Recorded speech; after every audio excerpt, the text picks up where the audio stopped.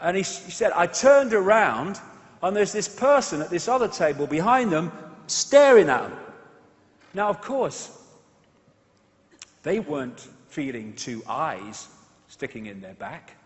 What they were feeling energetically, which eventually filtered through to the holographic level of feeling, was the attention of the person staring at them.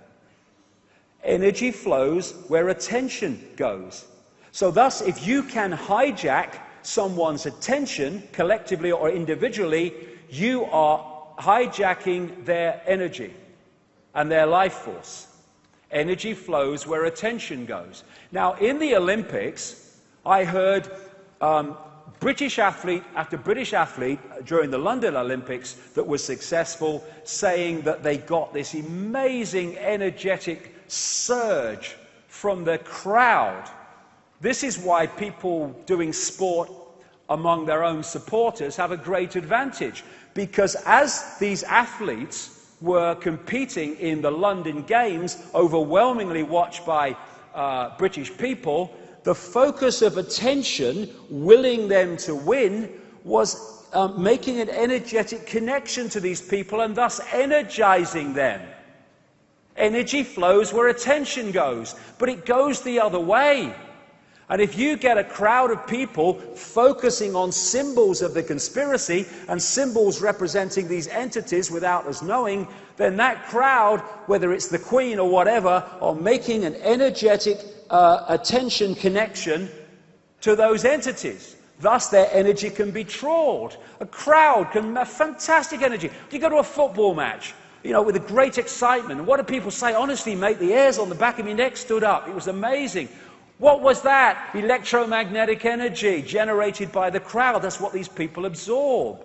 Same with the Vatican, with these great crowds that focus on the bloody Pope and the ritual and the symbols. Same with the symbol-infested bloody entertainment industry these days, with people like Madonna. And when you get people like focusing on a religious symbol, you know, look at the bloody energy that that would create and be able to be trawled.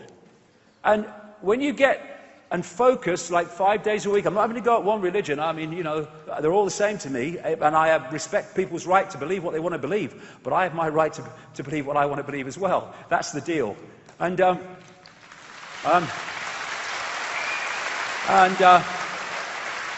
when you're focusing your attention like that, energy flows where attention goes.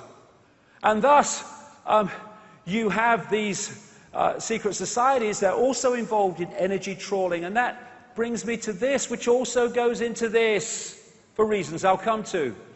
That Satanist in Australia talked about the abuse of children and what have you.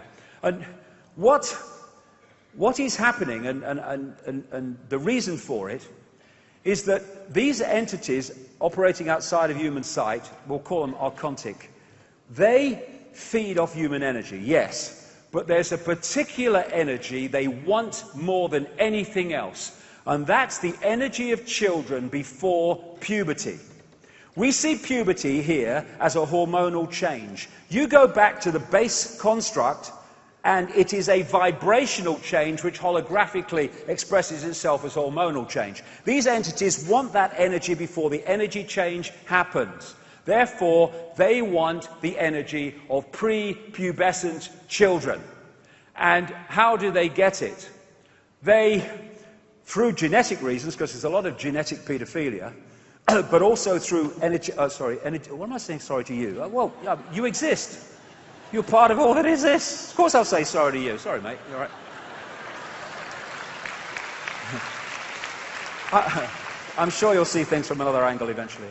But anyway, what I was saying, yes,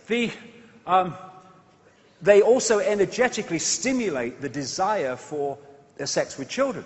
Because what they're doing with the paedophilia is they're using the paedophile as the conduit to draw off the life force of the child.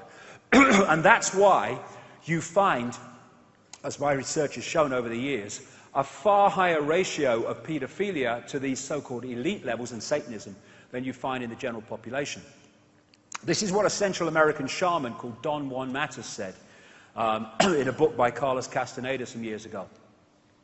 Sorcerers see infant human beings as strange luminous balls of energy, covered from the top to the bottom with a glowing coat, something like a coat of plastic adjusted tightly around a cocoon of energy. The glowing coat of awareness is what the predators consume, and when a human reached adulthood, all that is left in that fringe of awareness is a narrow fringe that goes from the ground to the top of the toes. That fringe permits mankind to keep on living, but only barely. So like I say, they're using the paedophile as the conduit to draw off the child's life force. That's what paedophilia is about, and that's why it's so prevalent, and that's why it's so incredibly prevalent in the institutional bloodline levels of society. And this Australian Satanist said, politicians, massive Satanism in politics around the world, politicians are introduced by a carefully graded set of criteria and situations that enable them to accept that their victims will be our little secret. Young children sexually abused, molested rather, and physically abused by politicians worldwide are quickly used as sacrifices. In Australia, the bodies are hardly ever discovered, for Australia is still a wilderness. In the other parts of the world, they control the crematoria and the great burial grounds around the world as well. And so I was not in the least bit surprised about him, because I was told about him in the late 1990s that he was into massive paedophilia and necrophilia, sex with dead bodies, which has just come out this week through a guy who talked about it on the radio.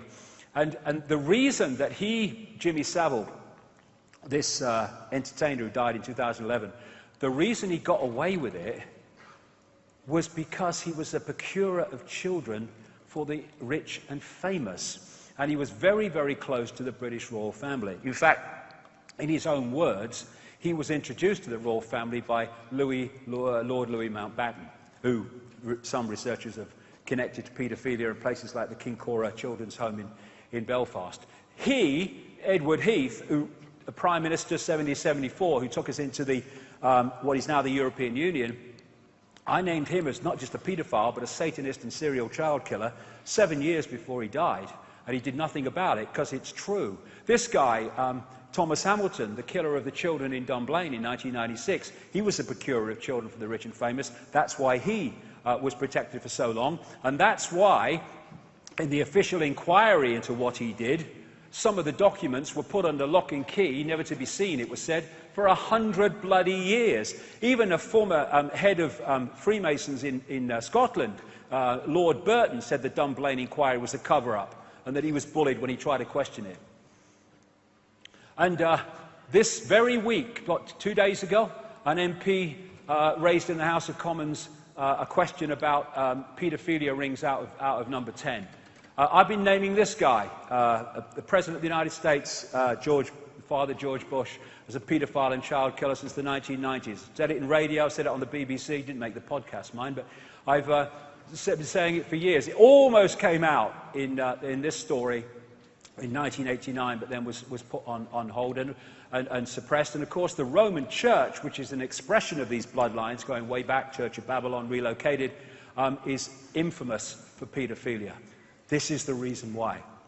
That's why you see naked children all over the Vatican when you go around. And what are demons doing in a sporting event ceremony around kids in hospital beds? Can you explain that to me? I thought that was bloody weird.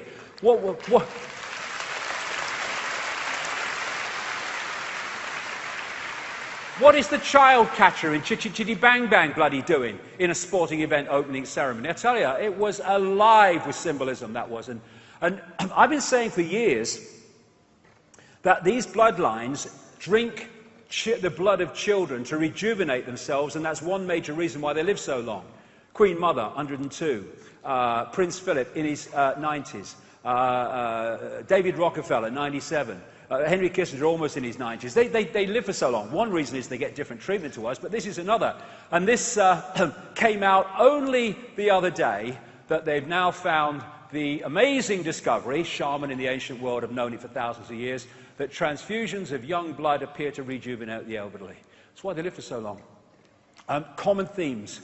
The eye. I'm going to whip through these now, because I've still got a lot to get through in this in this section because of the way that this information fits together. The eye, the all-seeing.